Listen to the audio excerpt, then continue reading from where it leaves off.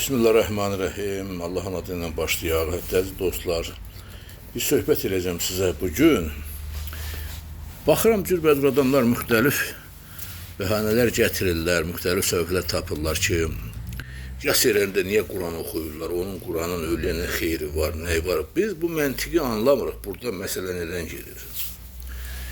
Yas yerində insanlar gəlirlər, cəm olurlar bir yerə, bir xeyli insan bir yerde oturur, söhbət edir, müəyyən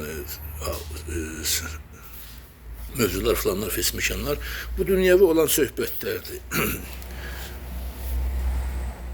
Mollalar məclisdə Quranı ona görə oxuyurlar ki, bu qədər insan cəm olub bir yerə, bu insanları həyat hikmətlərinə marifləndirmək lazımdır.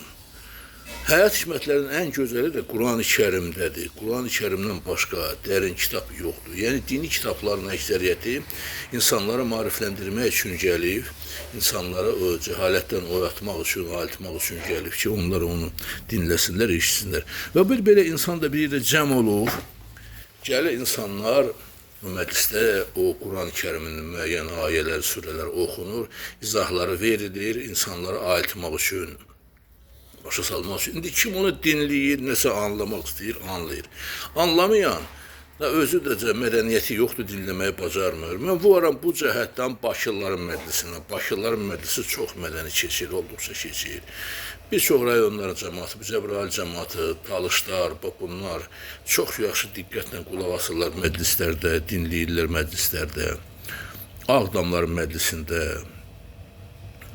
Arif müəllim var, çox savadlı bir adamdır, gəlir söhbət edir. Bizim dini qardaşlar bunlar danışırlar, gözəl söhbətlər edirlər və Quran-ı Kərimə istinadən edirlər. Çünki insanların əxlaq kitabı Qurandır. Qurandan böyük əxlaq kitabı yoxdur, bunu anlayın.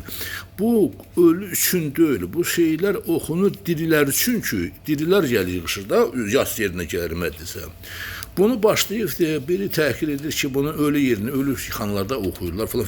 Ölü yeri müqəddəs bir işdir. İnsan dünyadan yola salır, Allah dərgəhinə, Allah huzuruna və bu dünyada insanların əməlləri hesabat olunur, o dünya hesabat olunur və o Quran-ı Kərimdə oxunan bütün ayələr, surələr insanları marifləndirmək üçündür ki, onlar anlasınlar ki, bir gün bunlar da öləcəklər. Ölüm haqdır, heç kim qaçılmaz deyil. Yəni, dünyada insan kimi yaşayaq, insan kimi davranaq. Bax, bunları, insanları marifləndirmək üçün, dirilər üçün oxunur o Quran. Bunun ölüsünü tutaq ki, nə səbəbi vardır, səbəbi yoxdur, biz onu bilmirik, heç kim onu da deyə bilməz ki, onun orada nə səbəbi var, nə səbəbi yoxdur. Onun səbəbi odur ki, o ölən şəxs bir hörmətli, bir izzətli, el içində mərfətli bir insan olarsa, onun yas yerinə, hüzuruna gələn insanlar da ədəbli, ərkanlı insanlar olar, çox olar, mərfətli adamlar olar, dinləyərlər. Bu yas məclisi bir səbəb olar o insanların marifləndirməsində. İnsanlar da bundan müəyyən şeylər götürərlər və həyatlarına tətbiq edə bilərlər. Ona görə də indi başlayıblar ki, hər ağızdan göyşək sığmayan, Quranın Yasinin ölüyə nə xeyri var falan. Biz bunu bilmirik. Heç kim oradan gelib, ölüb gəlmir ki, bura onu deyə, orada nə var, nə yox. Bunu heç kim deyə bilməz. Bu sirr olaraq qalır. Mahiyyət etibarilə Quran-ı Kərimin yas məclisində oxunmasının mənası da odur ki, Quran insanın, bəşəriyyətin ən böyük, ən tərbiyəvi, ən gözəl əxlaq kitabıdır, ən ali əxlaq kitabıdır. O kitabı da müəyyən surələri, ayələri oxumaqla insanları marifləndirmək və cəhalətdən ayıltmaq. Bax, görürsünüz, biri vəzifədəşli çıxıb gedir, yığıb bu dünyanın malını, xalqın kasıbmış bu malını. İndi hamı söyür, danlayır, təhqir edir, ağlı gəlir. Bax, bunun üçündür Quranın kitabı insanına aiddir ki, ay insan, bir gün sən də öləcəksən, bu məclisin qurulacaq, sənin hesabatın olacaq. O məclisə gələnlər var, yasa əhlinin nasiyyəti. Baxırsan ki, onun hamısı bir-birindən pıçıldaşır, ya bu insan haqqında xoş sözdür, ya deyir ki, dələ düzüdür falan get. Bax, görürsünüz.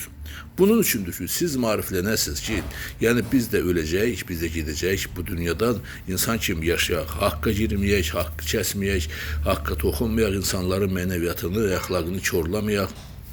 Bax, bunun üçündür. Bu, əlbəttə dirilər üçündür. Çünki məclisə gələnlər əksəriyyəti diri insanlardır və diri insanların əxlaqına təsir eləmək üçün, onların əxlaqını, necə deyərlər, qaydaya salmaq üçün Quran-ı Kərimin ayələri oxunur və ölüyə xeyri yoxdur, bilmirəm, ancaq heç kim bunu bilə bilməz, heç buradakılar da bilə bilməz.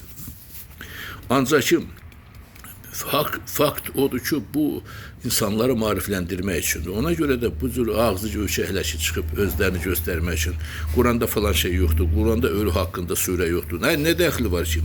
Əsas odur ki, insanlar bir cəm olublar o məclislərdə, o söhbətdə. Bizim məsələn dini toylarımızda da Quran-ı Kərimdən oxunurlar. Quran-ı Kərimin ayələri çəkilir, surələrin adı çəkilir, orada hikmətlər söylənir. Və bu hikmətlərin də Füzulinin, Nizaminin, böyük ədiblərimizin, Ələsgərinin, Nalın, Aşıqalının, Miskin Abdalın deyirlər, böyük fikirlər də şeir şəkildə səslənir. Gəlir, Quran-ı Kərim də özü bir nəzm üstündə gəlib,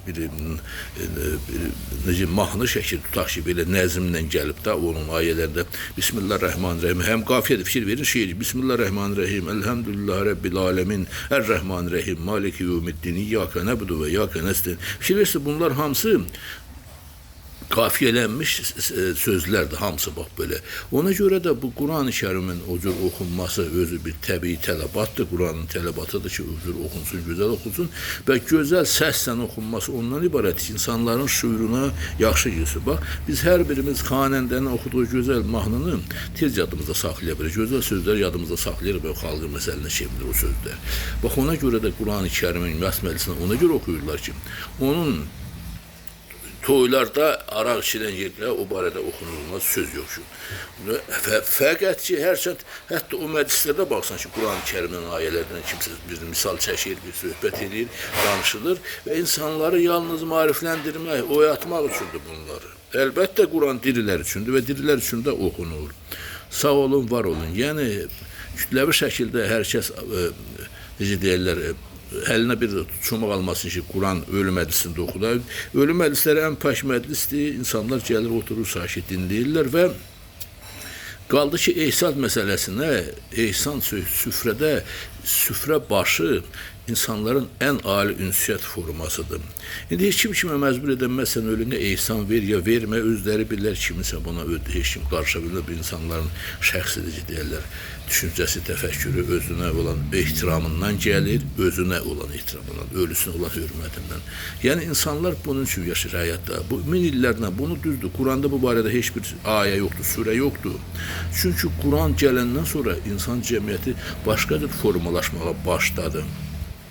Min illəri bizim babalarımız bu adətləri qoyublar, elə belə qoymayıblar. Burada böyük hikmətlər var, böyük bir fəlsəfə var, böyük bir düşüncə var ki, insanlar bilir cəm etməyə, xeyrə şərə yığmağa bilir, bir süfrə başında söhbət eləməyə. Adama deyir ki, falan kəsdən çörək kəsmişik, ayıbdır.